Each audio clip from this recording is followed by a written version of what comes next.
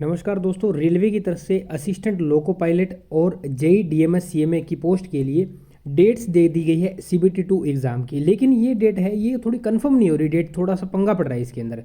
चक्कर ये हो रहा है कि ये डेट कंफर्म मान भी ली जाए, ये टेंटेटिव शेड्यूल है, तो टेंटेटिव शेड्यूल को एक बार मान लिया कि ये कंफर्म डेट है, लेकिन यहाँ चक्कर एक और पड़ रहा है। मैं आपको दूसरा नोटिस दिखाऊंगा, उसमें जानेंगे क्या समस्या है। पहले डेट जान लीजिए। 19 मार्च और 20 मार्च को इन्होंने ये शेड्यूल दे दिया कि 19 मार्च को इसका और 20 मार्च को इसका एग्ज़ाम रहने वाला है। अब यहाँ मैं आपको दूसरा नोटिस दिखाता हूँ, उससे पहले थोड़ी सी चीज़ें ये भी बताई गई।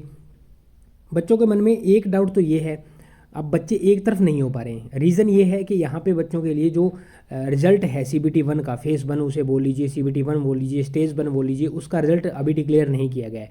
तो यहाँ दो रास्ते बन चुके हैं स्टूडेंट्स के लिए कि तैयारी की जाए या तैयारी नहीं की जाए, क्योंकि अभी रिजल्ट डिक्लेयर नहीं हुआ है। तो क्या पता हम उसमें पास होंगे, क्या पता हम उसको क्लियर कर पाएंगे, सीबीटी 2 के लिए क्वालिफाई हो पाएंगे या नहीं हो पाएंगे। तो ये ऐसे बहुत सारे संशय बन रहे हैं। तो मेरी यहाँ पे राय यही रहेगी कि आप तैयारी करिए, तैयारी आपकी की हुई कहीं नहीं जाती, आपकी किसी और एग्ज़ाम में काम आ जाएगी। मान लीजिए आप स्टेज 1 सीबीटी इसका क्लियर नहीं कर पाते हैं एएलपी के लिए, तो किसी और एग्ज़ाम के लिए वो तैयारी आपकी काम आ जाएगी। आपने एनटीपीसी का भरा होगा, जेई के लिए भरा होगा, आपने एसएससी के लिए भरा होगा, किसी भी एग्ज़ाम के अंदर तैयारी तो आपकी कहीं वेस्टेज तो जाने वाली है नहीं, वो तो काम आ जाएगी। तो तैयारी को जारी रखिए, रिजल्ट आएगा वो आता रहेगा, रिजल्ट ये लोग निकाल भी देंगे, जल्द ही उम्मीद है कि रिजल्ट आ जाएगा। अब मैं दूसरा नोटिस दिखाता हूँ आपको, उसके माध्यम से थोड़ा सा हमें जानकारी पुख्ता मिल जाएगी। अब ये आ गया हमारे पास दूसरा नोटिस, और ये नोटिस है आरपीएफ कांस्टेबल का। और इसका एग्ज़ाम जब आप देखोगे तो इसका एग्ज़ाम है 2 मार्च से लेकर के और 20 मार्च के बीच में। आपका जो एएलपी के लिए और जेई के लिए एग्ज़ाम दिया था वो दिया है 19 मार्च को और 20 मार्च को। लेकिन यहाँ देखोगे डेट ओवरलैपिंग कर रही है। 20 मार्च को एग्ज़ाम यहाँ भी दिया गया है किसका, आरपीएफ कांस्टेबल का। तो हो सकता है कि 19 को भी हो सकता है कि 18 की भी हो। क्लियर डेट्स नहीं बताई गई है कौन कौन सी डेट को है। तो 20 मार्च दिया है, इसका मतलब ये है कि 20 को एग्ज़ाम है, भले 19 को एग्ज़ाम ना हो।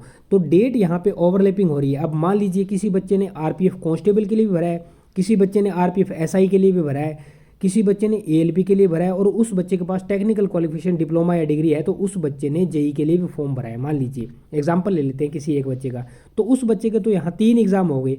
एक बच्चा 2 एग्ज़ाम तो दे सकता है, लेकिन 3 एग्ज़ाम ओवरलैपिंग में देने थोड़े कठिन हो जाते हैं।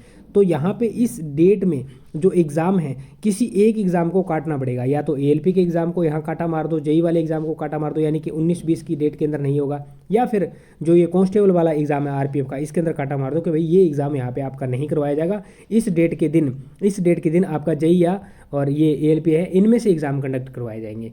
देखिए मैं इसका रीज़न भी बताता हूँ आपका।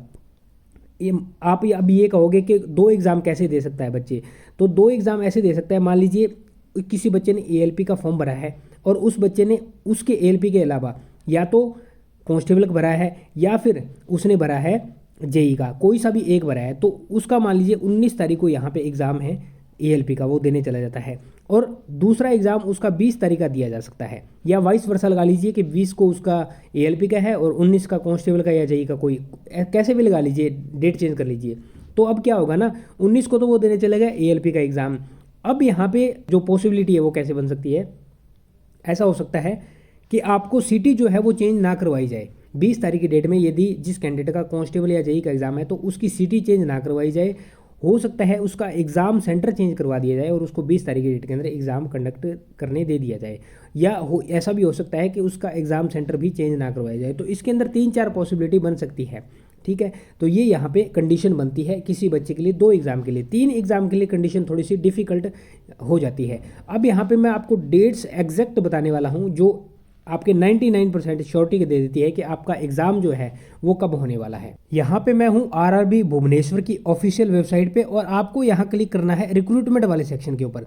जैसे ही आप रिक्रूटमेंट वाले सेक्शन पर क्लिक करते हो तो यहाँ पे नीचे स्क्रॉल करके जाना है, और यहाँ आपको दिखेगा शेड्यूल्ड प्रोग्राम।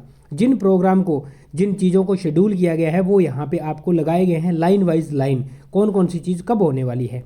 इनको यहाँ पे जैसे स्क्रॉल करके जाओगे तो यहाँ आपको लाइन बाई लाइन चीज़ें लगाई हुई वो बता दी गई है। यहाँ पे दिखा रहा है सबसे पहले आपको असिस्टेंट लोको पायलट 19 और 20 तारीख की डेट में एग्जाम कंडक्ट करवाया जाएगा। नई लेटेस्ट में अपडेट है, यहाँ न्यू लिखा हुआ है।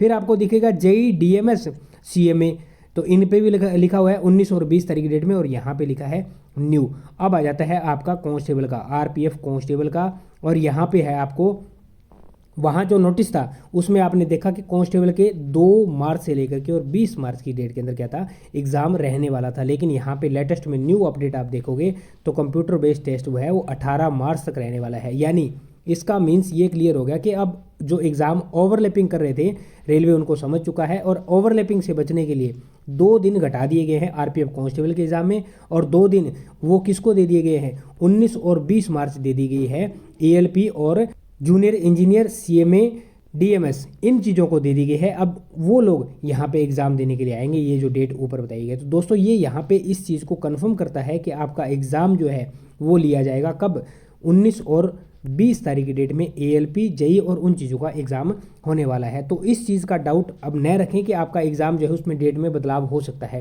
हालांकि फिर भी रेलवे के द्वारा ये टेंटेटिव लिखा गया है और इन 2 चीज़ों के लिए ऑफिशियली लेटर नहीं निकाला गया है। ये यहाँ पे ही अपडेट मिल रही है आपको, ये अपडेट और किसी वेबसाइट पे अभी तक अपडेट हुआ नहीं है। तो ये टेंटेटिव है, चेंज करने को आरआरबी कर सकता है, ऑफिशियली वो चेंज कर सकते हैं, लेकिन जो यहाँ पे ये चीज़ें लिखी गई है उसके हिसाब से 19 और 20 तारीख की डेट के अंदर संभावना 99% यही है कि आपका एग्जाम 19 और 20 तारीख की डेट के अंदर होने वाला है। अब यहाँ पे बात कर लेते हैं रिजल्ट को लेकर के। तो रिजल्ट उनके द्वारा लिखा गया है कि जल्द ही रिजल्ट जारी कर दिया जाएगा, रिजल्ट के ऊपर काम चल रहा है, तो रिजल्ट जल्द ही आपका आने वाला है। कभी भी रिजल्ट डिक्लेयर किया जा सकता है, उसके लिए लिंक प्रोवाइड किया जाएगा, क्योंकि रिजल्ट देना जरूरी है। यदि रिजल्ट नहीं दिया जाएगा तो एग्ज़ाम लेंगे फिर किसका, तो एग्ज़ाम लेना ज़रूरी है। तो जो कैंडिडेट क्वालिफाई करेंगे उन्हीं का तो एग्ज़ाम लेंगे। और देखिए 19 और 20 तारीख की डेट के अंदर एग्ज़ाम है, तो यहाँ 10 फरवरी को तो सिटी इंटीमेशन आ जाएगा। जिन बच्चों का 19 का एग्ज़ाम है और जिन बच्चों का 20 तारीख का एग्ज़ाम है उन बच्चों का 11 तारीख में सिटी इंटीमेशन आ जाएगा। तो यहाँ टाइम कहाँ बचा है बच्चों के पास, तो यहाँ पे कम से कम 2 वीक पहले 3 वीक पहले जो रिजल्ट है वो डिक्लेयर करना ज़रूरी है।